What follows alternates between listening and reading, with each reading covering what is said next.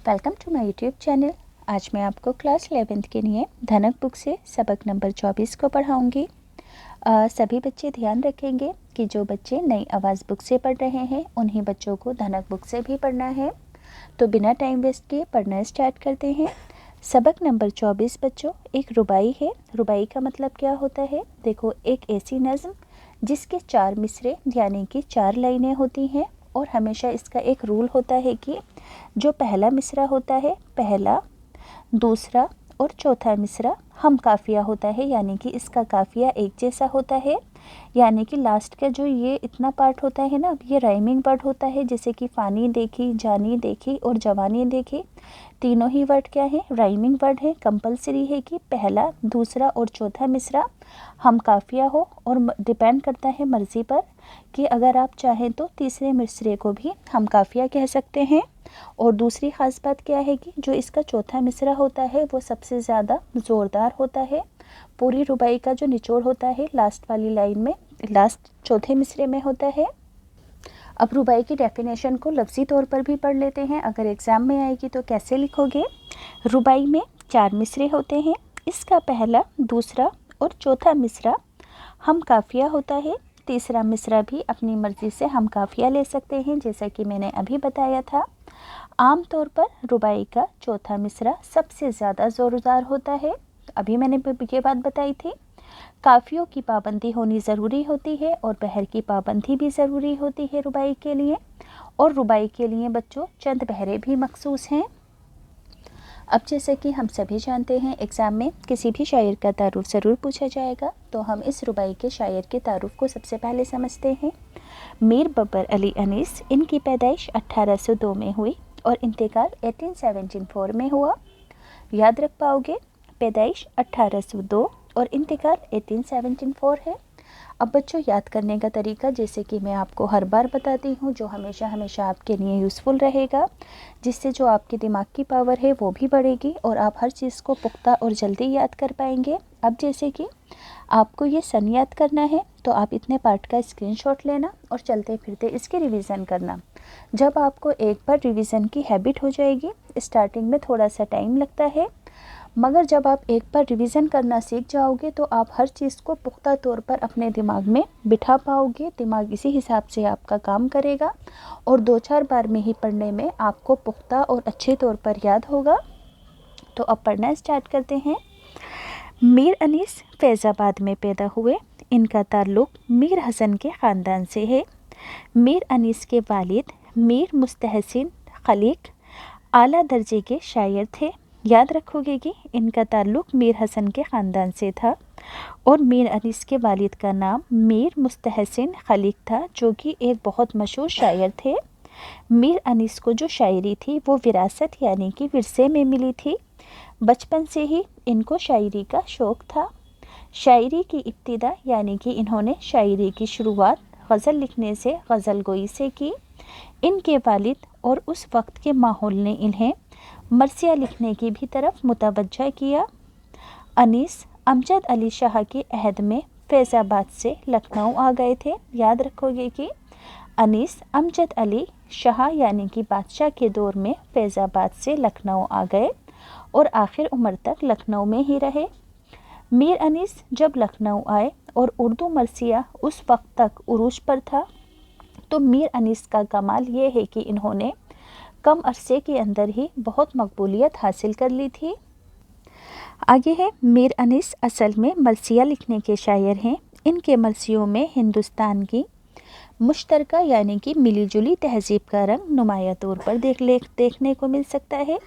मीर अनीस ने मरसिया के अलावा रुबाइयाँ भी कही हैं। मरसिया का मतलब होता है बच्चों किसी की व्यक्तिगत तारीफ़ करते हुए नज़्म को लिखना। उर्दू में वो रुबाइयात के भी नुमाइंदा शायर हैं, मशहूर शायर हैं। इनकी रुबाइयों में अखलाकी इक़्तिदार, फ़िक्री गहराई और फ़लसफ़ियाना रंग देखने को मिलता है। याद रखोगे कि इनकी रुबाइयों में अखलाकी इक़्तिदार, फ़िक्री गहराई और फ़लसफ़ियाना रंग नुमाया है। अब इनकी पहली रुबाई मैं आपको पढ़कर सुनाती हूँ। 2 रुबाइयाँ हैं इस चैप्टर में। मीर बब्बर अली अनीस की दुनिया भी अजीब, सराय फ़ानी देखी, फ़ानी कहते हैं ख़त्म होने वाले को।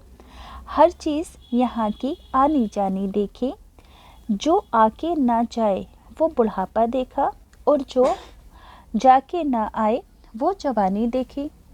तो सबसे पहले क्या लिखोगे, सयागो सबाक कि मंदरजा बाला रुबाई हमारी दरसी किताब धनक से ली गई है, जिसे मीर बब्बर अली अनीस ने लिखा है।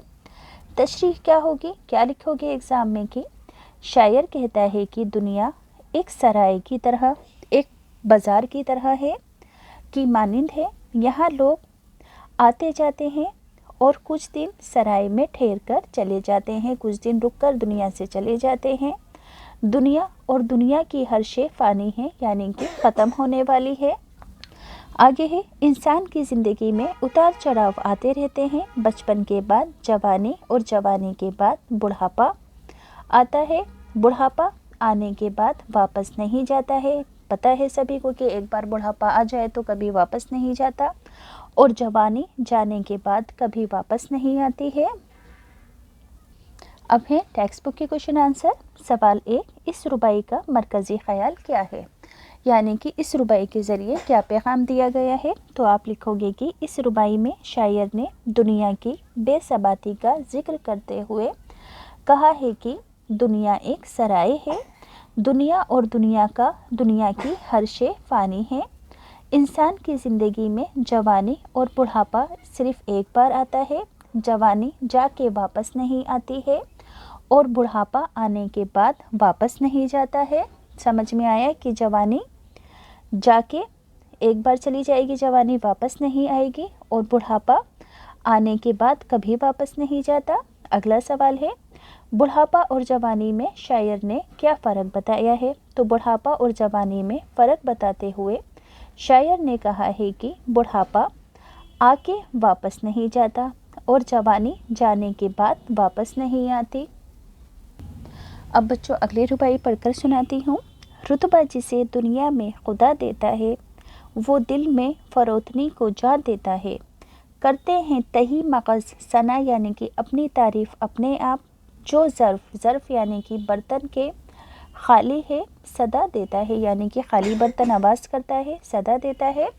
तो सयागो सबाक लिखोगे कि मंदरजा बाला रुबाई हमारी दरसी किताब धनक से ली गई है, जिसे मीर बब्बर अली अनीस ने लिखा है। तशरीह होगी कि शायर कहता है कि अल्लाह ताला जिसे रुतबा और आला मकाम अता करता है, उसके दिल के अंदर फ़रोतनी यानी कि आजिज़ी व इनकिसारी खुद ब खुद पैदा हो जाती है।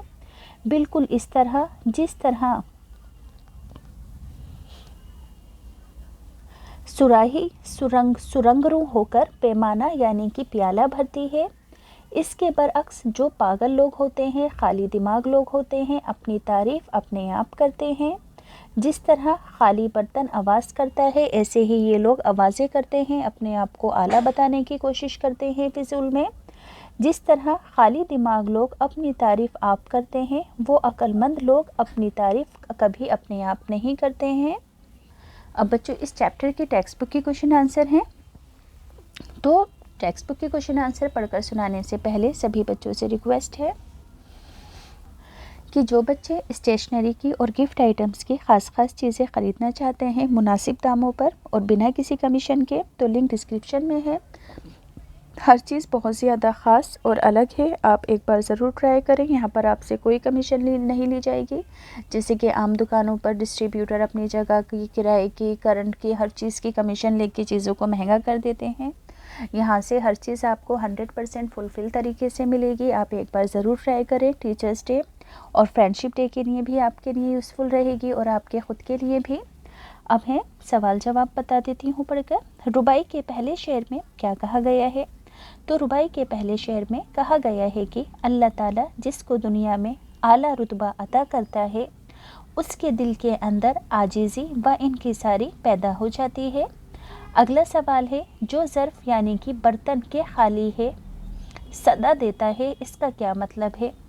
जिस तरह खाली बर्तन हिलाने पर आवाज़ करता है, उसी तरह वो शख्स जिसका दिमाग खाली हो, कम अकल या अहमक या बेवकूफ़ हो, वो अपनी तारीफ़ अपने आप करते हैं, क्योंकि अक्लमंद लोग कभी भी अपनी तारीफ़ आप नहीं करते हैं।